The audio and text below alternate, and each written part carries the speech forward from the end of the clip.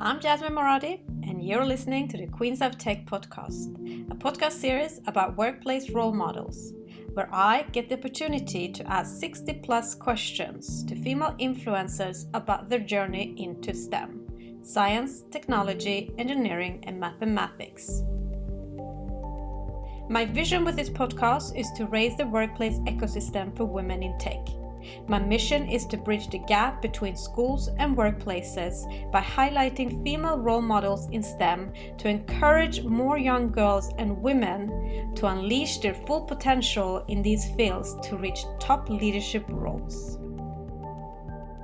In this episode, I'm very excited to welcome my guest, tech queen Anna Loparev, senior UX researcher at New Relic. Hi, Anna. Hi, Jasmine. I'm very happy to have you joining us from Boston, US today. How are you? I'm doing great. It's a beautiful morning out here. Glad to hear. So now let us dive into your journey into STEM. Hope you're ready for the Queens of Tech 60 plus questions. I hope so too. Let's warm up with a few fun facts about you.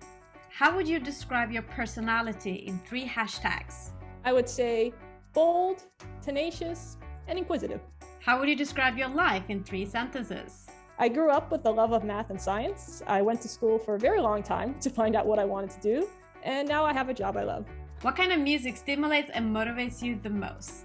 Weirdly enough, Hamilton, when it came out, for some reason I found the music just like very inspiring and very energetic. What's your personal motto? Never stop learning, never stop growing. What's your favorite book? 1984, but I'm not sure why. I read it in high school, and for some reason I just really enjoyed it. What is your favorite podcast? There's a podcast called Night Vale, and they are kind of a fiction podcast, kind of like a fake local news station with some supernatural elements, and it's a really fun listen. Mac or PC? PC. I grew up with PCs. I did use Linux for a little bit, but I came back to PCs. Now I have to use a Mac for work, and I miss the PC. Say something interesting about you that most people don't know. I speak several languages, so obviously English, but my family is from the Soviet Union, so I also speak some Russian, and I took Japanese in high school and college, so I speak a very small amount of that as well. What is your hidden talent? I don't know if video games count, but I'm really good at Star Fox 64. I played it a lot growing up as a kid, and I still played it at least once a year. If you were going to write a book about your life, what would the title be? Probably no one's perfect. I think there's stuff I've done well in my life and stuff I've probably messed up in my life. So probably going to be some ups and downs in that book.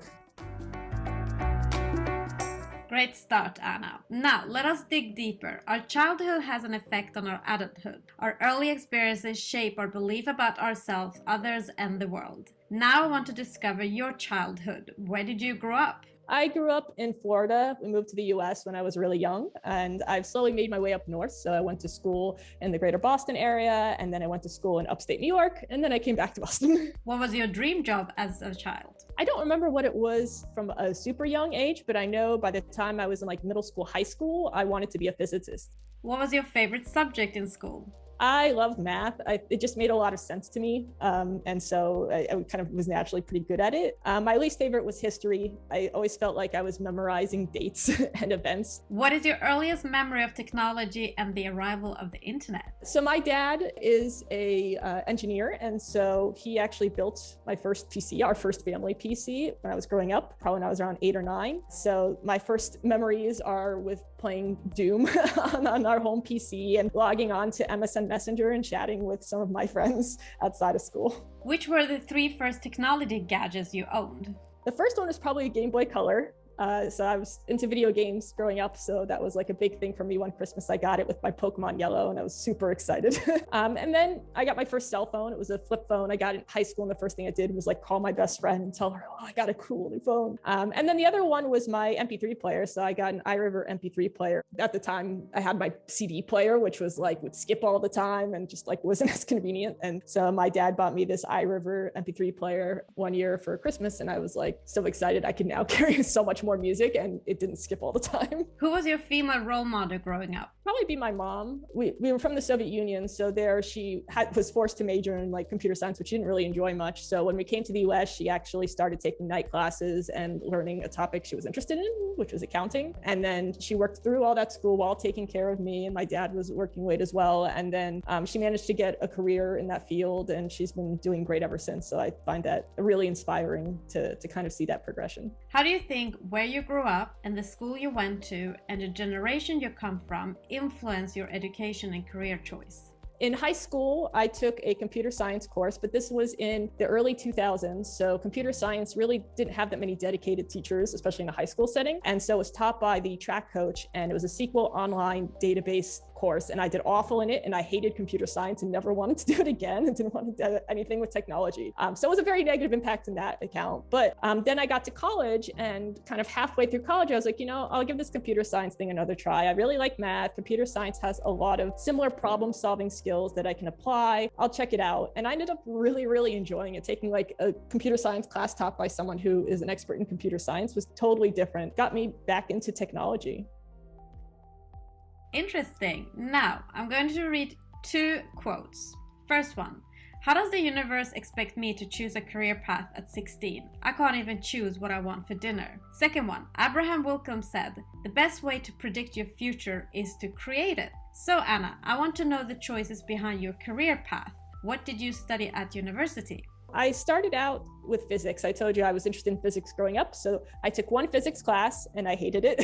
And so I decided to go with math because that was the class I really enjoyed in high school. And then from math, that was, as I mentioned, there was a natural kind of progression to computer science. I'll try this computer science thing out. It's kind of tangential to math, kind of applied math. I'll give it another shot. And I really enjoyed it. But one thing that I found with computer science, just kind of pure coding, is that it felt kind of isolating. It just didn't come as naturally to me as a lot of my peers. And so when I got to graduate school, I didn't really know what area of computer science I want to kind of expand on, but I knew it probably wasn't just direct coding. And that's when I really discovered human-computer interaction. There was a new professor that was starting the same time as me, the same year. And so he was looking for students, and he really connected human-computer interaction to my interests and kind of the more human side that I felt was missing from pure computer science as I knew it in my college career.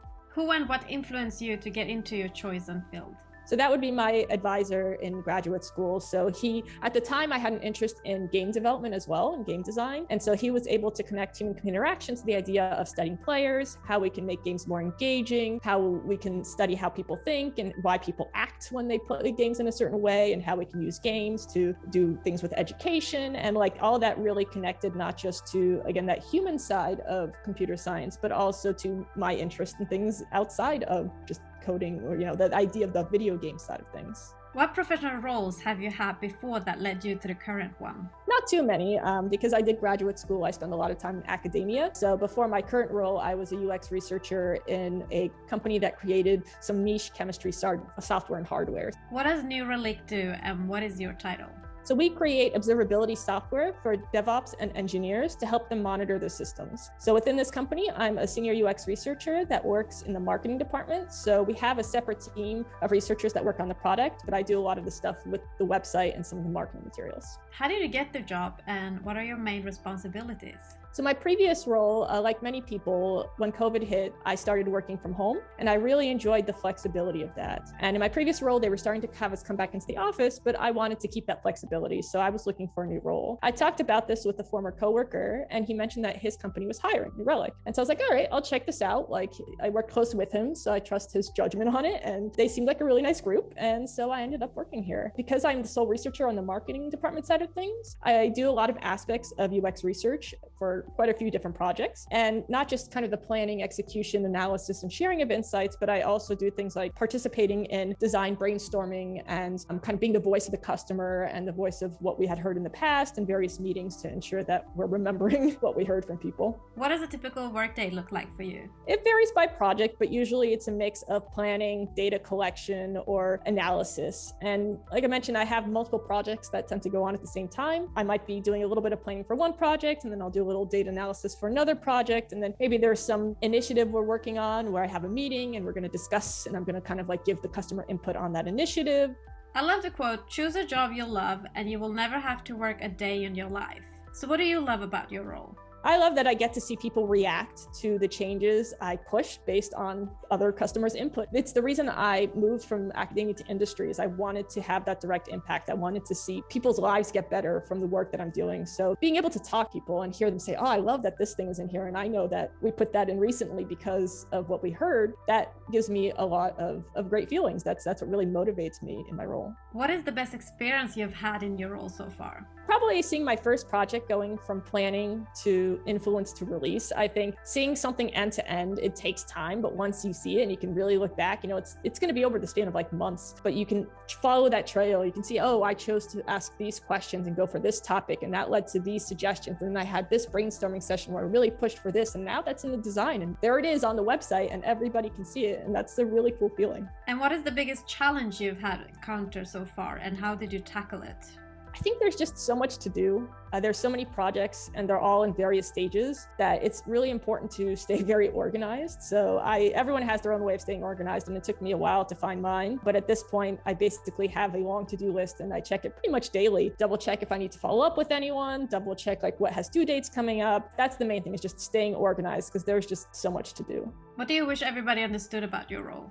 That it's important, but you need to plan for it. I think it's easy to say that UX research is something we should be doing. Oh, we've heard of this UX research thing, we should probably do it. But then if you don't give it enough time, especially for things like recruitment, it can take a lot of time depending on how niche your product is. And if you don't plan for that, you end up getting to the point where like, okay, let's do the UX research. And then the researcher's like, well, I need like a couple of weeks to recruit. And then you're like, we don't have time for that. We have like 1 week and we got to release this. We'll just do it without you, right? So it is important, but it does take time, and you need to plan for it. It needs to be a part of your company processes to have it really be effective. What is the one common myth about your profession or field that you want to disapprove? I think that there are certain assumptions about what you need to have as a background. So maybe you think you need stats, maybe you think you need computer science, maybe you think you need design, but you really don't need all of these different things. I have no design background whatsoever. I have some computer science, but most of my peers don't. And I really only use it to optimize certain things, but you can totally do this without it. And you certainly don't need stats if you're going to be more on the qualitative side. It's good. Again, these are all things that are good to know, good to understand, will make you a better researcher, but they're not a requirement for the job. So don't feel that if you don't have these particular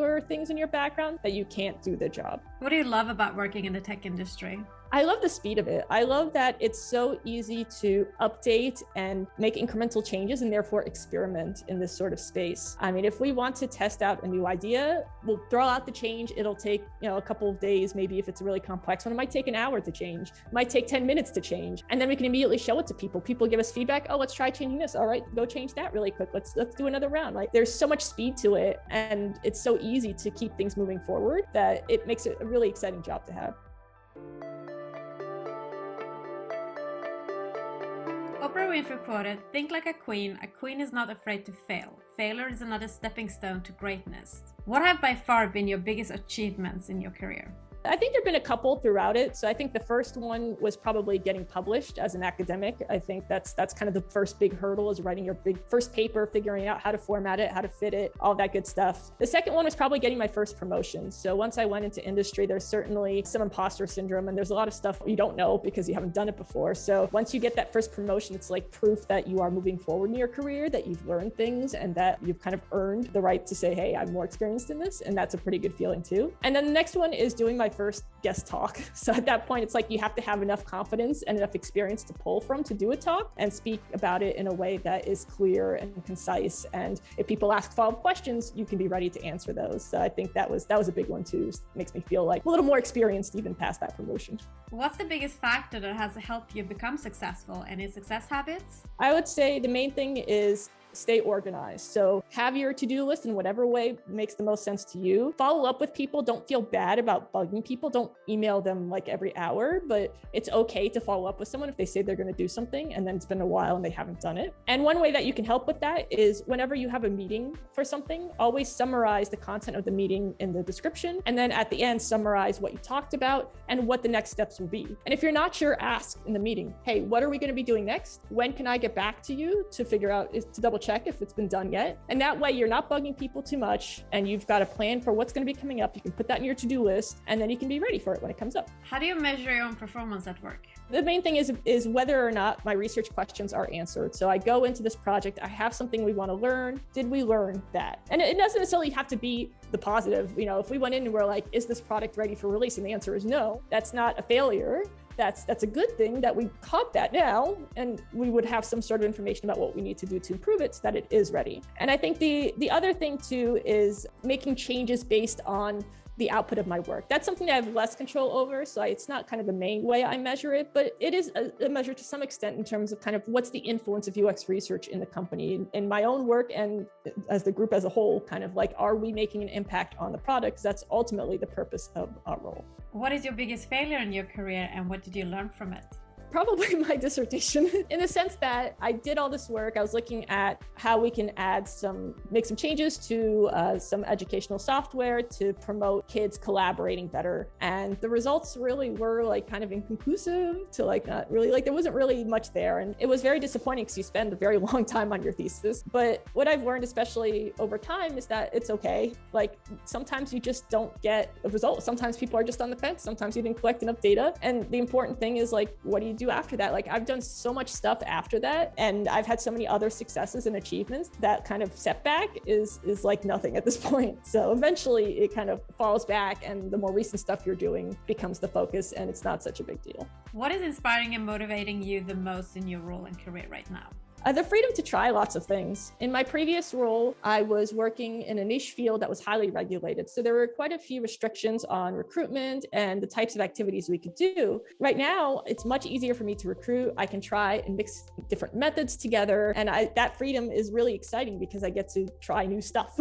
And that's a lot of fun. Let us now jump into the influence of mentorship and role models. Role models can consciously or subconsciously be a powerful force in our lives. In addition, mentors can guide us through our career journey and open up the world of possibilities. So Anna, do you have a mentor today? Not at the moment, but I do pull from our UX research team. So I would call it probably co-mentorship, in that we are very tightly knit. And if any of us have a question about a project or are saying, hey, did anyone else do this in the past? Does anyone have suggestions of how to do this? Can someone look over my work? We just ask it, and then other people will answer it. So it's not necessarily one person being the mentor, but rather a group of people helping each other work through the problems. Who's the female role model you look up to in your field? I would say the head of our current UX research department, Lori Landsman. What I think she does really well is that she's somehow able to balance the kind of business side of it and the management side of things, but also it feels like she cares, like she takes care of the team. There's this human element to the way that she interacts with us and cares about us and our careers. And I think that's a really tough thing to balance once you get kind of higher up, because there's all kinds of pressures coming from the business to do things a certain way. And you have to be there to protect your team, to shield your team, to promote your team. And I think she does a really great job of both promoting outward and also supporting inward. History shows that it has been more common for men having mentors and role models in business than women. So how important do you think it is to have a role model and mentor during one's career?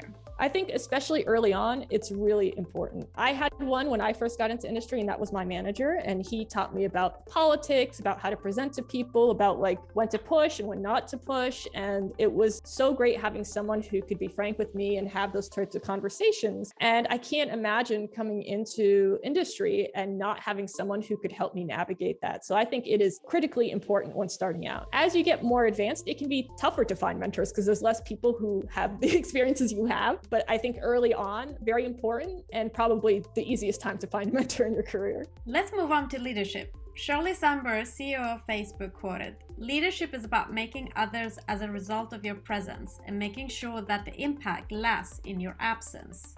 What does leadership mean to you? To me, it means enabling success, both success in the products that you work on and also success for the people you work with. What do you consider a good versus a bad leader? A good leader is someone who sees and paves a clear path to success and removes any roadblocks that would prevent that success. A bad leader is someone who takes credit from others and puts personal gain over group success. Who's your favorite female tech leader? I like the founder and CEO of Girls Who Code, I think is really inspiring. I did a talk for them a while ago, and I just think the whole program is such a worthy cause. And I think they have so many different activities for kids and young adults to learn coding and get them involved. And I think it's a really cool program. How would you describe yourself as a leader? I would describe myself as a supportive mentor who's always looking for opportunities to advocate for UX research to non-researchers. And as a leader, what values are you most important to you? I think empathy is probably the number one value. Empathy for the customers that you are servicing, empathy for your coworkers, especially the juniors who may need extra support, and empathy for people in other roles who might have different priorities or not understand the same things you do. Make sure you're understanding other people and you're realizing that people are coming from different backgrounds, from different perspectives, and be able to be understanding of that. What leadership lessons have you learned, bad and good, that have formed you into the leader you are today? So some of the bad ones, don't try to do everything yourself all the time. It can be very tempting when you're trying to move up the corporate ladder or be a leader. It can be like, I can't show weakness. I can't show that I need help. But sometimes you just need help. Like you need someone, a mediator, just someone with an outside perspective, someone to bounce ideas off of. You can't always do it alone. And that's okay. Everyone goes through that. A second thing is don't be hypercritical of others because you don't know everything about them. No one's perfect, first of all. So you're going to make mistakes just like everybody else. And second of all, they might have different priorities than you. They might be specialized in something else, but you've asked them to do something they're not an expert in. Like there's all kinds of reasons that people might not be doing things up to your standards. And sometimes they're very legitimate reasons and you shouldn't get upset at people for that. And another one is kind of related to that. Never assume. Why did someone not show up to this meeting? Maybe they had an emergency and they'll tell you about it later. Why didn't they get this to you on time? Again, maybe something came up. They'll let you know. Like there's all kinds of reasons for things. And a lot of times it's not malicious. Everyone's trying to make a good product. They're trying to make the company successful. They're just doing it in their own way. In terms of some kind of things to do, the first is to promote people when they're successful, but leave out their name when they've made a mistake. If someone's made a mistake, especially if it's something that is hard to prevent or almost expected, like there's no point in dragging their name through the mud and like bringing it up in group settings. Like just, you can say that something went wrong in a general sense, but don't put people down. At the same time, if someone is successful, don't take credit for it or keep it vague. Put their name out. Like I said, a good leader is someone who enables success. So if you want to enable success for your coworkers, put them first. Say, hey, Jill did a great job bringing up this idea, or ooh, I love Bob's idea from the other day. I think we should go with that, right? Put their name out there so that people will remember them and they'll be more successful in their careers. And then another one is to connect people together. It's great to be a connector because if you are someone who is helping people connect to other people, so let's say, oh, I knew Dan was working on this project. You're working on something similar, right? I'll connect you to, right? People, first of all, will appreciate that for you doing that. And second of all, they'll remember you better and think of you when they see someone else that they think you should connect with. So it's a really great way to build out your network by helping other people build out theirs. And the last good thing I think is adjusting your communication style to match who you're talking to. Some people are really direct, and if you're not direct with them, they won't realize you're actually like trying to give them critical, like constructive criticism or something. They'll think everything's going great. And other people, they don't like being super direct. It feels very rude. And so you want to be more polite and you want to say it in a way that is less harsh. And usually people are somewhere in between those two extremes. So being able to adjust how you talk to people, both in terms of that, as well as the communication style. Are they casual? Are they formal, right? Just try to match others and they'll be more willing to talk to you. What are your 3 strengths and 3 weaknesses? Strengths, I would say organization, data analysis, thanks to that math and computer science background, and initiative. Weaknesses, I would say I tend to be too much on that direct end of things. I do lack a design background. So when I do need to make design recommendations that don't directly come from the data, where I kind of have to make a informed decision, that can be a little intimidating for me. And I also don't have a strong statistics background. I don't do a lot of analytics, especially my previous job. We didn't really have much analytics. So it's something I'm trying to learn right now more about, but I don't currently have a particularly strong background in. Let us now jump into the hottest topic in business today, workplace culture, unlocking the power of diversity, equality, and inclusion. What do diversity, equality, inclusion mean to you personally?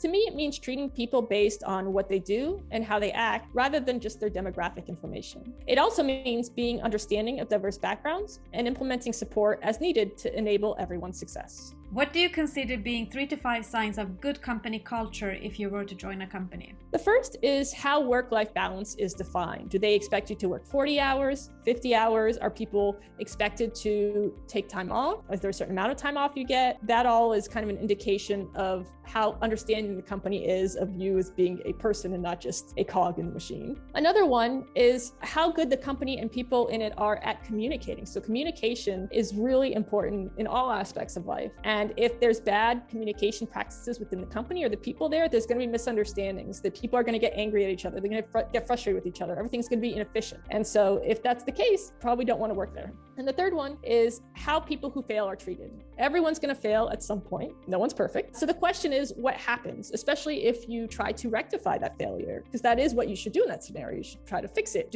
Are still people upset even though you fix it? Or are they understanding? Or do they promote, maybe you do something wrong, you don't know what to do, and they tell you how you should fix it? Like, how does that go? That will also determine whether the culture is good or bad. As a woman, what has been the most significant barrier in your career, and how have you overcome these challenges? It can be hard to self-advocate because you don't want to come off as bragging or pushy. Like, this is something I ran into when I was job hunting for the first time. It's like, it's really tough to speak to your successes because it feels like you're just like, I don't know, is it really that big a deal? Like, I just feel like I'm stretching the truth here. And it can be really difficult to overcome that social barrier. And I think the key there is to start small. So if you're having trouble advocating for yourself outside and with other people, start by just advocating yourself to your boss or a mentor or a parent or somebody who you are already close with. And these are the types of people who want to hear about your successes. Your parents, because they'd be proud of you. Your boss, because you're advocating. The more they hear about what you do well, the more likely it is they'll give you a promotion. They want to hear that stuff. So you want to talk to them. And then once you get comfortable speaking to people close to you, then you can start to maybe throw some things out as you go to networking events or conferences and things where you are kind of expected to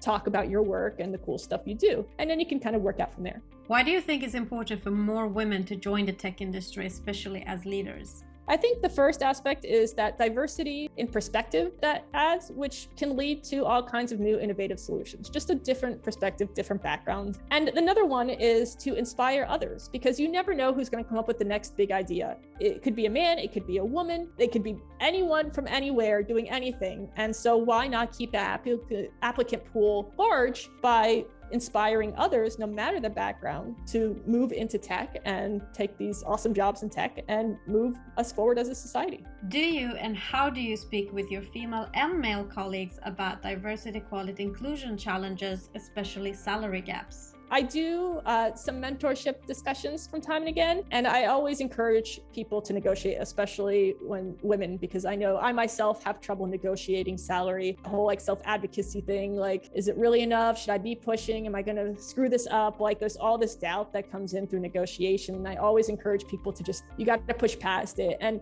especially as you get more senior in career and you have more experience and you have more clout and you have more achievements, you can push more. Like, you have reasons why you should be getting what you're getting, and you can put those forward. Those are facts, and you can share those. There are many public and internal discussions about the barriers women face from reaching higher positions in the tech industry. How do you feel it has affected and is affecting you, and what is your advice on how to best unblock these roadblocks? So it hasn't affected me personally, but I think the way to try to overcome these is to be a strong self-advocate. So as I mentioned, start with your boss and then move out from there. If you complete a project and someone's like, oh, hey, yeah, we as a group, we totally did this. And you're like, yeah, I came up with that piece of it. And I would say that we did like try to make sure that people know that you were involved in these projects and that you were working on them. Try to be in the meetings where people discuss these projects that you worked on to make sure that it's clear that you were a part of the project. You don't have to be super pushy about it, or like, you don't like just randomly bring it up when it's not the topic of conversation, but you want to make sure that whenever there is an opportunity, you get the credit for it. And if the culture is so bad that even that means that you're still getting ignored,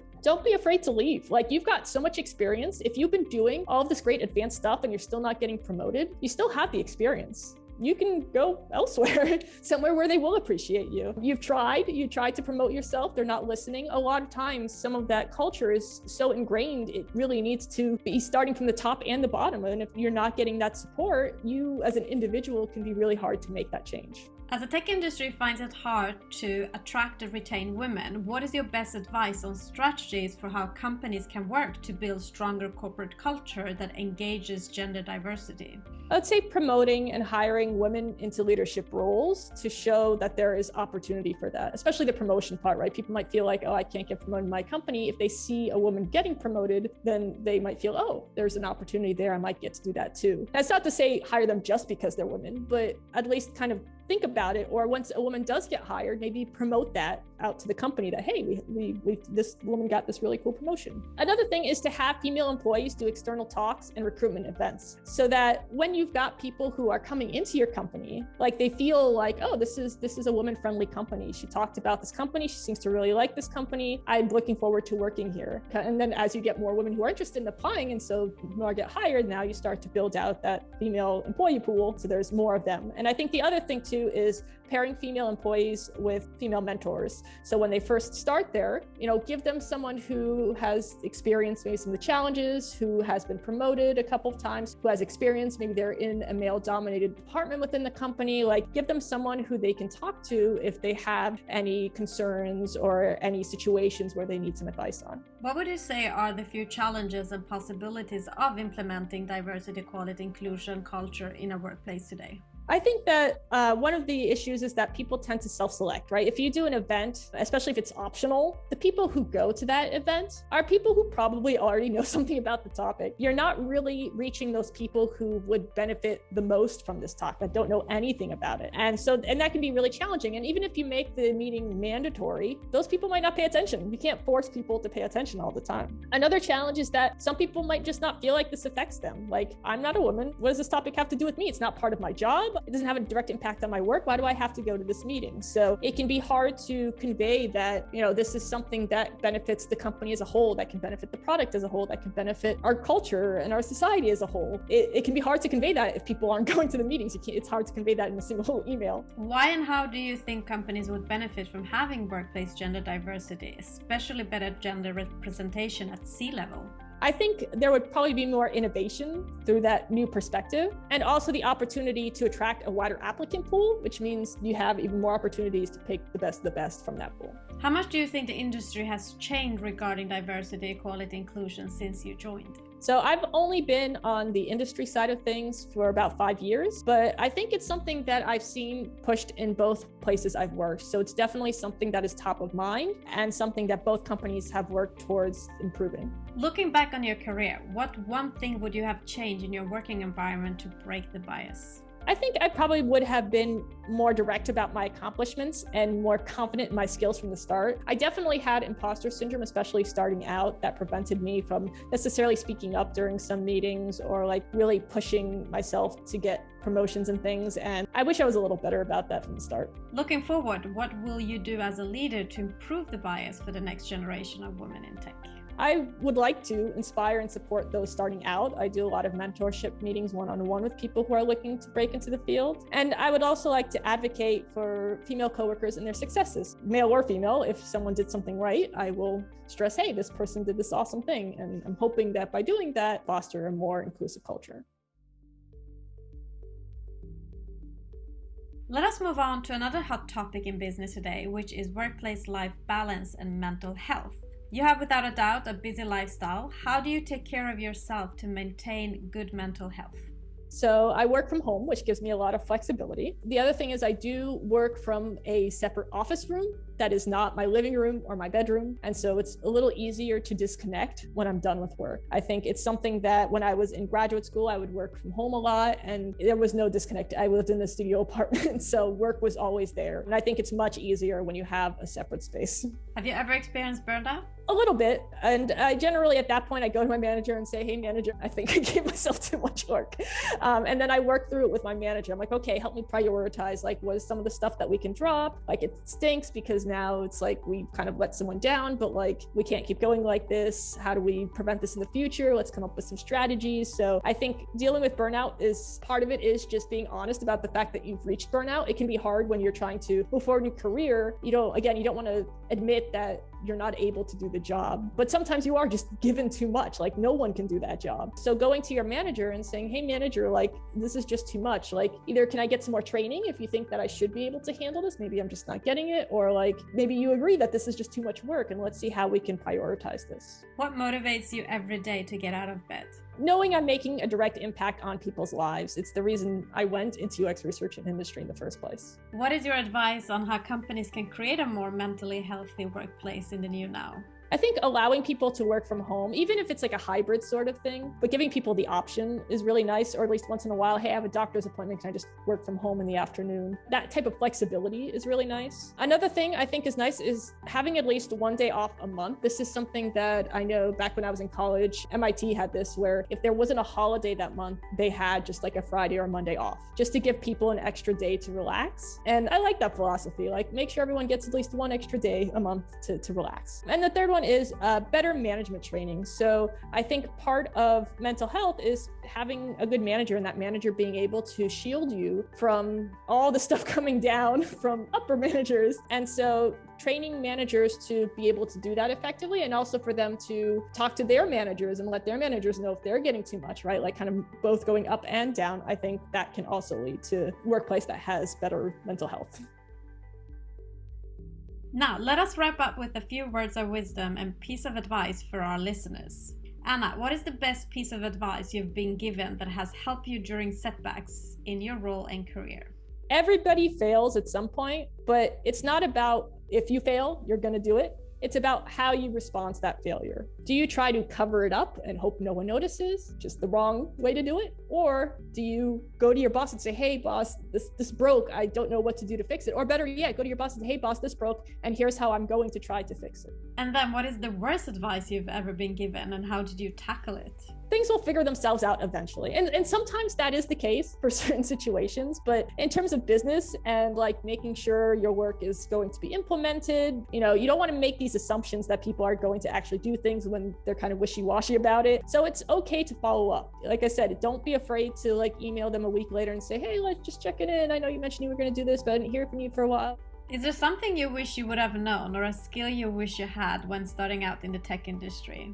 How to talk to business people. It was something I didn't have in academia. So coming to industry, it's like the way to pivot my work and pivot the way I speak to align with business objectives, and even people in other roles and the way that they speak and their language. It can be really culture shock in terms of when you're coming from academia, where everything's a little more flowy. Everyone speaks the same UX research language. We have a very technical set of terms we use. And then you get to business and it's completely different.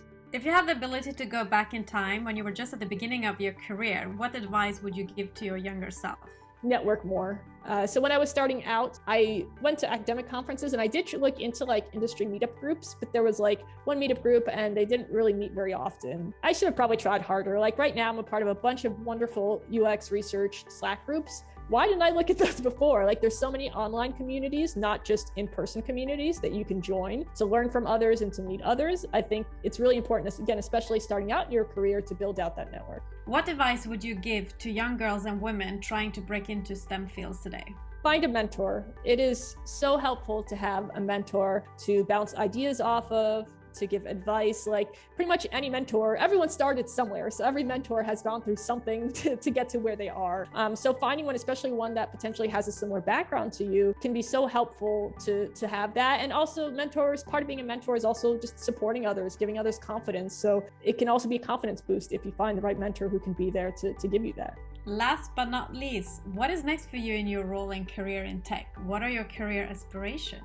I'm looking to stay an individual contributor, but I do want to lean more heavily into mentorship. I think it's something that whether you're a manager or an individual contributor, it's something good to do, right? You want to help people succeed. You want to be that leader that enables success. And when you're an individual contributor, a lot of times that means mentorship and doing talks and really helping people understand what you do and how to do it well. Anna, thank you so much for being a guest on the Queens of Tech podcast. Sharing your journey will without a doubt inspire change and reshape company culture for the next generation of women in tech. Thank you, Jasmine. Thank you for listening. If you have worked in the tech industry minimum 3 years, and would like to share your journey, please nominate yourself or somebody you know to i@jasminemoradi.com. For more podcast episodes and to learn more about the Queens of Tech initiative and to support us, visit queensof.tech.